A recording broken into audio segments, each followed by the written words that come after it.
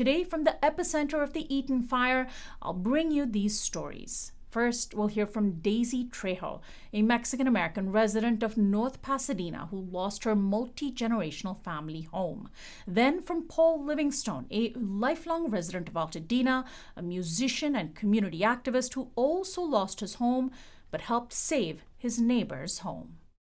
Daisy Trejo, and I used to live here a few days ago until all of this happened. How long had you lived here?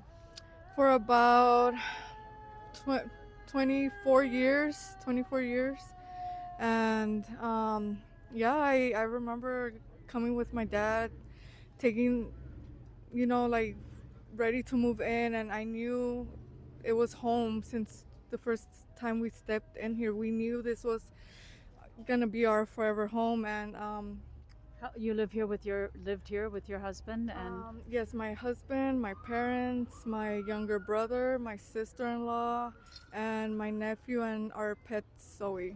so a multi-generational family. Yes, it was our home. Describe what your home used to look like. I mean, it wasn't perfect, but I mean, for us, it was everything. Like we grew up here. My brother, he was 1 year old when we moved in here, so we celebrated his first birthday here, and all those memories, like we just have those memories left. When did you evacuate? Well, we left, and me and my husband actually came back to water down the roofs, because we had home. You came back to water down the roofs? Yes, because my front neighbor called me, and she's like, well, I'm here watering mine. And I was like, well, I'm going too, because I'm not gonna let nothing happen to the house.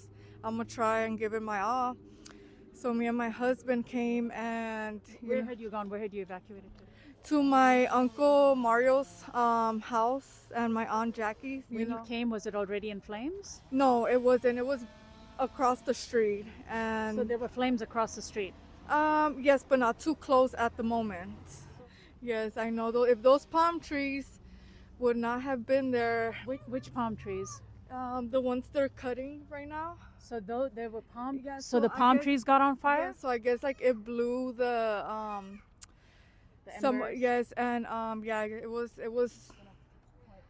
it was done from there. Okay, so the palm trees caught on fire, Yes. and then you. But were you here when it happened? When? Yes, I had the water hose. You could see the water hose where I left it. My dad had to turn off the water, and with my husband and my dad, they had to pull me away and take me inside the car, because I just had hope that I was, gonna save my home. But it was too much. The fire was already like blowing at us, and like the flames. And the first 2 days, I couldn't eat. I probably took like 2 bites here and there. But yesterday and today I'm doing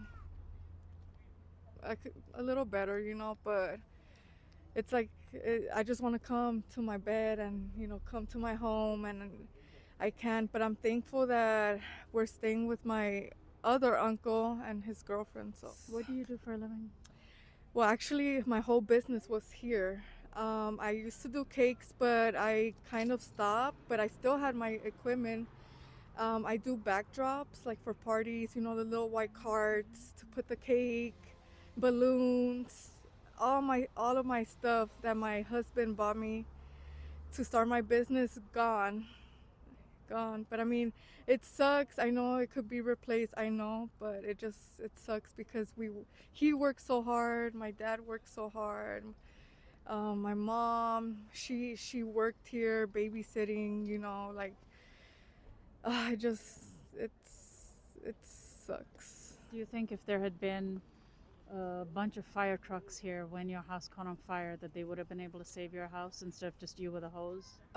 Oh yes, they just kept passing us by. I don't know why, but they said they were out of water, but I honestly don't know. A lot of them just kept passing by, and I kept flagging them down, like, come over here or go across the street so it won't come to our side. And I don't know where they were going. Probably to get refills, or they were going to another place, but at least one could have stayed. We want to rebuild because my dad did work hard for it. He sold his favorite truck, his 19, I don't know what year was it, but it was a 90s Chevy. Had to sell that to put the down payment for the house. May I ask your family's cultural background? We're Mexican. My mom is from Jalisco and my dad is from Zacatecas. Has Altadena been a community that you felt was home for you? Oh yes, Pasadena, Altadena. Like I'm like right in the border of those two cities, and yes, I mean, that this is why we want to rebuild, because this is our home. This is like this. We love this city, our city. Like, yeah, yes. Do you think that you're going to get the help you need from insurance companies, from the government, from FEMA? We're being hopeful, but I did do a GoFundMe. So all that money will go to my dad and my mom, and we'll just figure it out from there. He is getting a lot of emotional support from friends, his cousins, his brothers, his sisters, and actually one of his sisters' house burned down too by the Christmas tree lane. Like, we're thankful, but we just want to come home and, like watch TV, be in our beds, like be comfortable. And, but we gotta work with it, we're thankful. And my name is Paul Livingstone. I'm a professional musician, composer, and community activist, and I've lived here in Altadena my whole life. Climbed these mountains, went to high school here, played in bands, and I run a nonprofit called the Soul Force Project, and we work with people of all ages to spread a message of nonviolence through music. So we are standing right now in front of the wreckage of someone else's home that is really close to yours, because we tried going in. And tell me what happened there. There's a barricade. Tell me what happened when we tried going in. Yeah, the local police and the National Guard are here, and they're stopping us from going into the most highly affected area. It's really incredible. It looks like bombs fell on Altadena, and my street was really devastated. Probably about a third of the houses are left on Ventura Street where we live. So we can't get in today, unfortunately, even though I've been there twice already this week since the fires. But I had to kind of stealthily get in, and got to see some of the incredible devastation. The schools that have burned, the businesses, just hundreds and hundreds of homes that are just gone, just burnt to a crisp. Cars that look like they're just been to hell and back, So it's really, I've never seen anything like it. So Tuesday night, the storm began. Did you evacuate Tuesday night?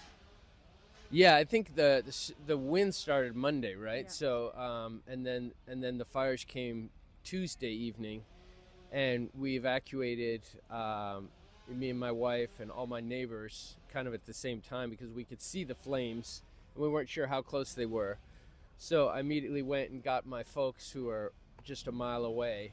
We got them out, and I got a few of my musical instruments, which I could grab in like 2-3 minutes. But most everything, my whole music studio, our home, our garden, all our fruit trees, it's all in ashes. So you came back Wednesday, and what did I you actually see? came back Tuesday morning to try to get salvage, try to get anything else I could. No, hang on. You left Tuesday. Wind started Monday. Oh, Fire you're right. started Wednesday Tuesday. morning, 6:30 I know, a.m. it's all blurring for Yeah. me as well. It's all blending in. Yeah, so So you came early Wednesday- morning I came back, and I was going to go down. We have kind of an extended driveway with several neighbors, and the house in front was completely on flames. So I was like, man, if I go down that driveway, I may never come back. So when you walked or tried to go on Wednesday morning, the flames were actively burning. Yes, and houses, the house across the street on the corner, was burning down. The one right in front of us was burning. And I was like really tempted to try to go in and get some stuff, but I know that would have not been the wise choice, because it'd just be a crapshoot whether I come out alive. So then you returned to your house, on Thursday to see the... I actually came back that day towards the afternoon, and I was able to go up side streets and kind of get past the cops. And I told them, hey, this is my home, and when I was nearby, so they wouldn't actually let me down my driveway, so I had to go around and hop over a neighbor's wall. Their house was already burned down. There's just some minor flames going on, and I got to my house, which was completely leveled and in ashes with small fires burning here and there, and just I was walking around in the ashes. I could feel the heat coming off the ground still, and there was broken hoses leaking, which was strange because they were supposed to have turned off the water.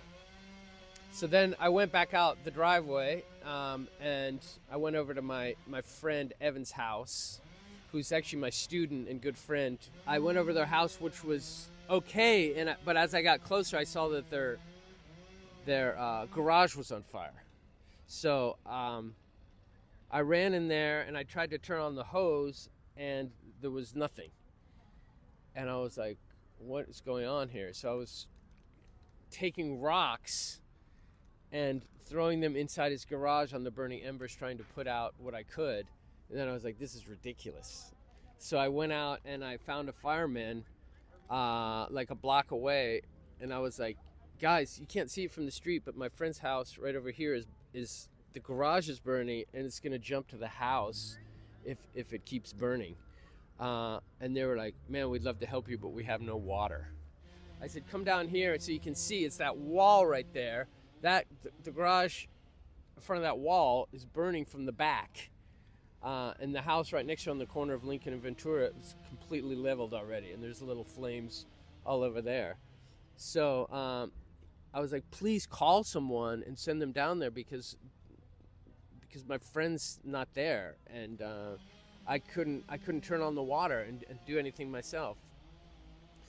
And I went back because they're like, we can't do anything. I was like, please call someone. So I went back there and I found like a 5-gallon, like a drinking water with a spout. And I'm trying to because the neighbor's wall was burning. I thought I'm pulled off the spout and I'm pouring water on the neighbor's burning wall so it doesn't catch their house. And about 5 minutes later, Riverside Fire Department shows up, because apparently they did call someone, and they pulled up right in front of the house. And I was like, hey guys, come over here. This is where it is. And I show them. My friend's building a recording studio there. So luckily his gear hadn't gone in there yet. It was just the shell of the studio. It was almost finished. He was about to put, thousands of dollars of gear in there. Like my studio, I lost probably, who knows, $30,000 worth of gear. So I'm like, bring the firefighters over there, and they get in there and they're like, we only have 500 gallons of water. I have no idea how many gallons of water it takes to but I show them there, and they go in there and they start hosing it. They start pulling his roof apart to get the wood off the roof down on the ground and to get into where the flames are burning. And thank God they put it out. And so you helped save your friend's house? Yes. And I saw them yesterday because I was able to get up here, and he was there with his folks, and they were just practically in tears. They were so grateful. I'm looking behind us at the scene of absolute destruction, and I'm thinking the last time I saw something similar to this was in photos of Gaza. And I know you've been outspoken on Palestinian rights. Yeah. Americans in Southern California who've been affected by this are getting a fraction of what Gazans have been going through, thanks to our tax dollars, right? Which could be going to helping us rebuild, and instead going to kill Palestinians. Yeah, it's really a travesty, and I hope that people can just wake up and see that, we got enough problems here to deal with than sending weapons to you know, a Anyone. Nazi-like government in the Middle East to murder people en masse, you know, who don't even care about children, innocent children being slaughtered. And that's not to say that, like, I mean, people always say women and children, but it's like men too. These are fathers, these are grandfathers, these are people who have lived there for so many generations, you know, centuries. So we're going to continue to pray for that situation and just keep it centered. And I hope that people can see the little bit of the similarities.